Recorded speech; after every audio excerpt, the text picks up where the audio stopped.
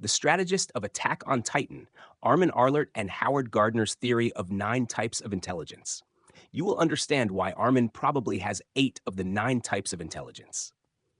I'm Raphael, with a background in psychology. This is Psychology of Anime, and today we're going to look at the most intelligent characters I've ever seen in anime. Of course, there's still much to untangle. Talking about intelligence is a complex matter, and in his book, Frames of Mind, The Theory of Multiple Intelligences, Gardner introduces this concept after 2 decades of research.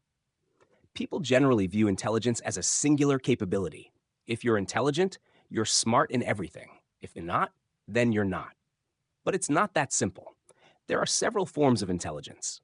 As I mentioned in the video, the characters in Attack on Titan tend to have high levels of anxiety due to the presence of predatory titans outside the walls, creating constant uncertainty.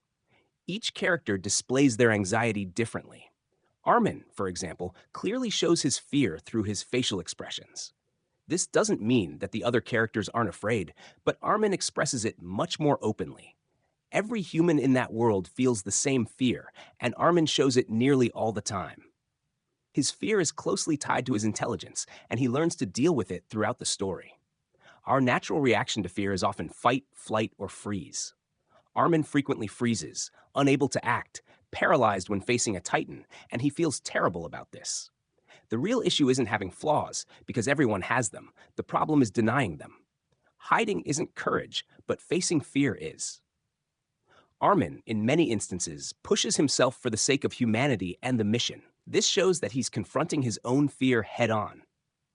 As a child, Armin didn't know how to defend himself physically, and Eren and Mikasa were always there to protect him. He didn't like this, but he knew he needed help. Armin has always been aware of his own fears and anxieties, which has been essential to his character development. The emotion of fear is extremely necessary and played an important role in human evolution.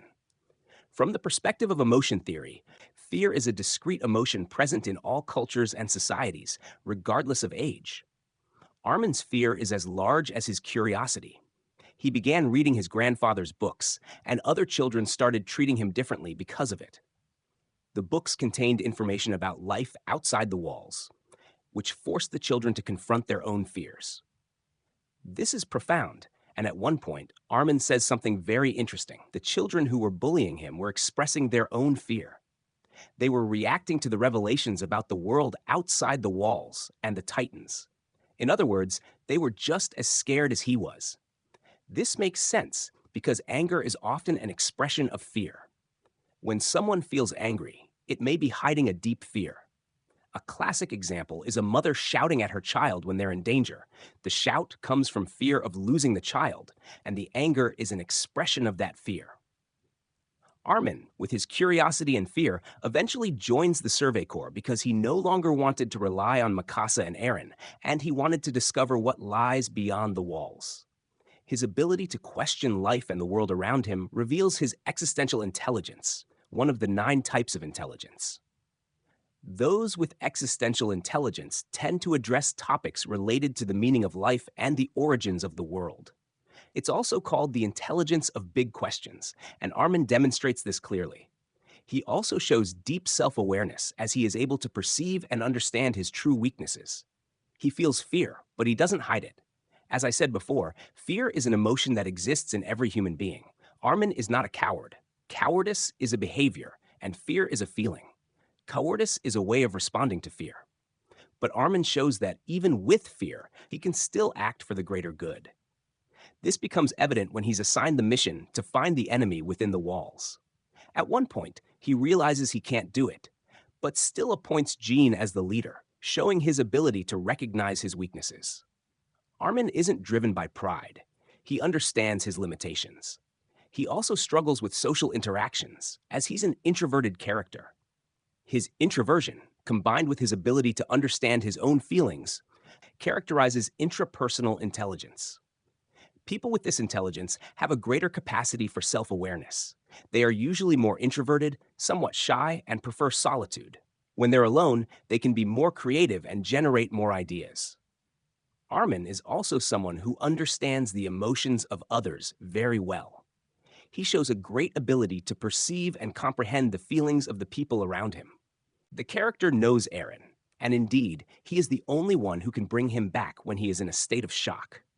This shows how well Armin knows Eren, and he uses that knowledge in a way that, while perverse, is effective. When he perceives a vulnerability in Bertolt and his feelings for Annie, Armin exploits that weakness by mentioning that Annie is being hunted and suffering for covering up too much. He even says that she is being tortured, which emotionally affects Bertolt. Armin also notices Annie's feelings for Eren and uses that information strategically, even though it goes against his own principles. However, in that situation, the mission required such a strategy, and he demonstrates his ability to manipulate others' emotions. This capacity to understand and interact with the people around him is a clear example of interpersonal intelligence. People with interpersonal intelligence are often great at dealing with others and are usually good leaders. Armin demonstrates this intelligence at a high level, very similar to Erwin. It's believed that in the future, Armin could reach the same level of leadership and interpersonal skill as Erwin. Furthermore, one of Armin's most remarkable traits is his deductive ability.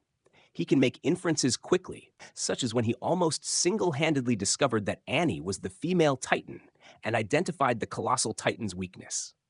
This ability is reminiscent of Sherlock Holmes, who interacts with his environment without reacting emotionally. Even when Armin realizes who the female Titan is, he remains calm, removing his hood without showing any emotion. His deductions are as quick and accurate as Erwin's, showcasing a high level of logical mathematical intelligence. Logical mathematical intelligence is one of the most well-known, and people with this characteristic can identify patterns and solve problems with ease. Armin, like Eren and Mikasa, desires to explore the world and see the ocean. His curiosity about nature and the world's secrets reveals a sensitivity that can be associated with naturalistic intelligence. People with this intelligence enjoy uncovering the mysteries of nature and understanding how it relates to living beings. If Armin lived in our reality, he would likely be an explorer or a natural scientist. Additionally, Armin has a great ability to understand three-dimensional spaces, something crucial for surviving battles against the Titans. He excelled in training and passed the final test, showing a propensity for spatial intelligence. This intelligence helps Armin navigate environments, imagine scenarios, and create detailed mental maps, something essential for exploring Titan territory, especially at night. Spatial intelligence is a skill that Armin constantly demonstrates throughout the story. Another type of intelligence that Armin and the members of the Survey Corps display is bodily kinesthetic intelligence. This involves complete control of the body, something common among athletes and people with precise motor skills.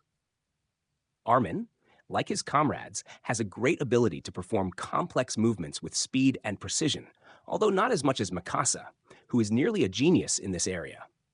Bodily kinesthetic intelligence is crucial in battles against the Titans, where every movement counts. When it comes to linguistic intelligence, Armin also stands out. He has a remarkable ability to express himself well and communicate his ideas clearly. Although he may not speak as eloquently as Erwin, Armin manages to articulate his thoughts effectively, both on the battlefield and in strategic situations. This talent, however, was hindered during his childhood due to an inferiority complex. But as the story progresses, he begins to master this skill. Looking at all these characteristics, we can see that Armin possesses 8 of the 9 types of intelligence. The only one he has yet to demonstrate is musical intelligence, which involves the ability to distinguish sounds, compose music, and play instruments. However, it's possible that other characters, like Levi, possess this intelligence, even if it's not explored much in the anime. Intelligence goes far beyond memorizing information or being good at math. There are various forms of intelligence, and it's interesting to think about which ones we ourselves possess. Let me know in the comments which types of intelligence you think you have. If you've made it this far, subscribe to the channel to keep up with our videos. Have a great week, and see you in the next video.